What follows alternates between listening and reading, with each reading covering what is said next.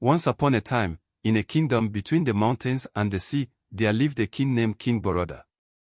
King Boroda was known far and wide for one thing, his foolishness. While he wore a crown of gold and lived in a grand palace, his wisdom was as shallow as a puddle on a summer day. His advisors often sighed, for every decision he made seemed to add more trouble to the kingdom than it solved. One day, King Boroda sat in his royal garden, stroking his long, white beard and staring at the flowers. The sun was shining brightly, and the birds were singing, but the king felt a strange emptiness in his heart. He had no true friends, only flatterers. He had no joy in his riches, for his foolishness had kept him from enjoying any of his blessings.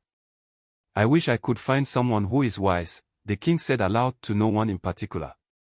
"Perhaps then I wouldn't feel so lost." As if the world had heard his words, a messenger arrived from the neighboring kingdom. The messenger bowed low before the king. "Your Majesty, I bring news," said the messenger. "There is a young woman in the neighboring kingdom who has graduated with the highest honors from the Royal Academy of Knowledge. They call her Amina. She is wise beyond her years and known for her intelligence and grace.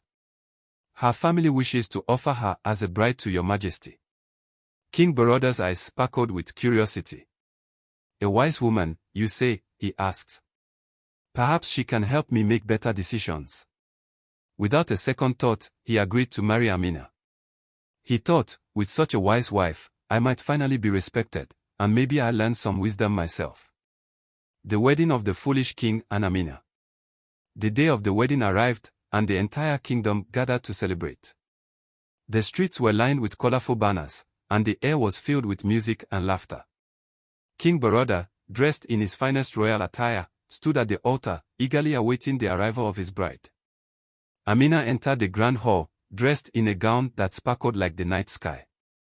She was calm, composed, and beautiful, with a mind as sharp as a sword. The moment King Boroda saw her, he was struck by her elegance and beauty. But beneath his admiration, a nagging thought lingered: would she truly be able to change me? The ceremony was filled with joy, and soon King Boroda and Amina were married. The king, with all his grandeur and gold, couldn't help but feel a little nervous. He had married a woman of great intelligence, and though he believed that marrying her would make him wiser, he didn't realize how much he still had to learn.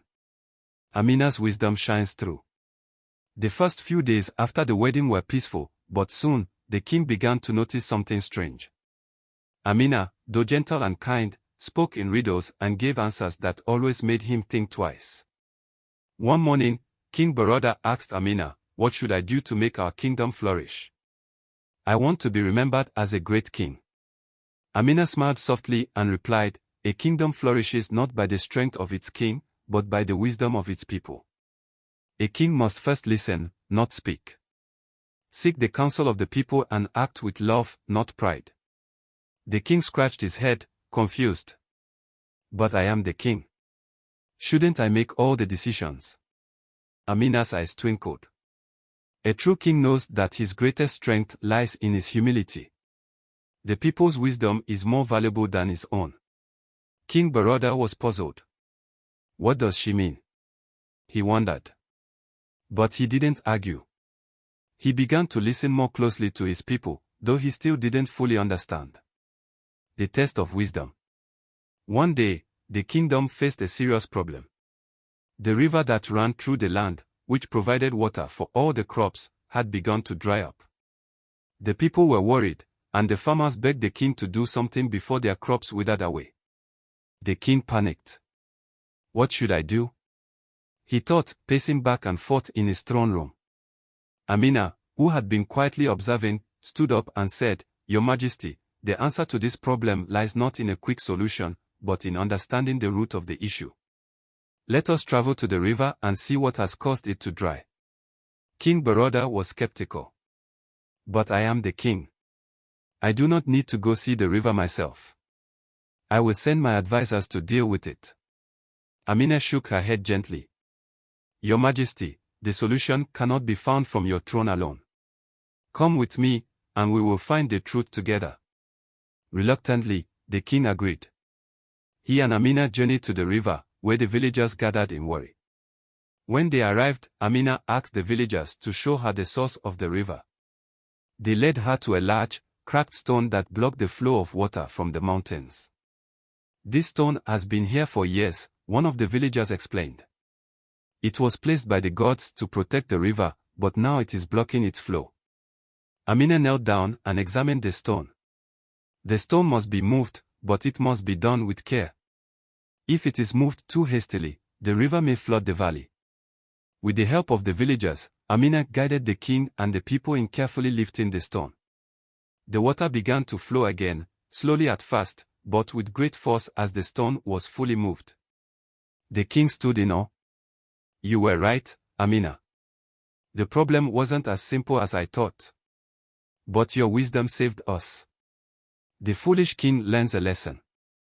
Over time, King Baroda began to change. He no longer acted out of pride or impulsiveness. Instead, he sought Amina's advice on all matters of the kingdom. He listened to the people, considered their needs, and made decisions with a calm heart. Amina, ever patient, continued to teach him the value of wisdom, kindness, and humility. One day, King Baroda stood before his people, addressing them with newfound clarity. "Once, I believed that being a king meant making all the decisions on my own," he said. "But I have learned that true strength lies in listening and learning. A wise ruler does not seek to control, but to guide. And I owe this wisdom to my queen, Amina, who has shown me what it means to lead with grace and understanding." The people cheered, and Amina stood beside her husband, proud not just of him, but of the kingdom they had built together. The kingdom flourished under their rule, not because of the king's riches or power, but because of the wisdom and love that guided their decisions. The foolish king who became wise.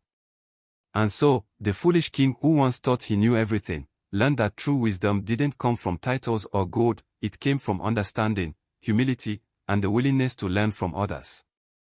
King Baroda and Queen Amina ruled together for many years, and the kingdom became a place where knowledge, love, and respect flourished. Though the king was never the wisest in the land, he had something even more valuable: he had the wisdom to know when to listen. And thus, the people of the kingdom told the story of the foolish king who married a first-class graduate, a story passed down from generation to generation, reminding all that true wisdom often comes from the most unexpected places. Moral of the story: true leadership comes not from power, but from the wisdom to listen, learn, and grow. Never underestimate the value of someone else's wisdom. Sometimes, the greatest strength lies in asking for help. Please like and subscribe. Thank you.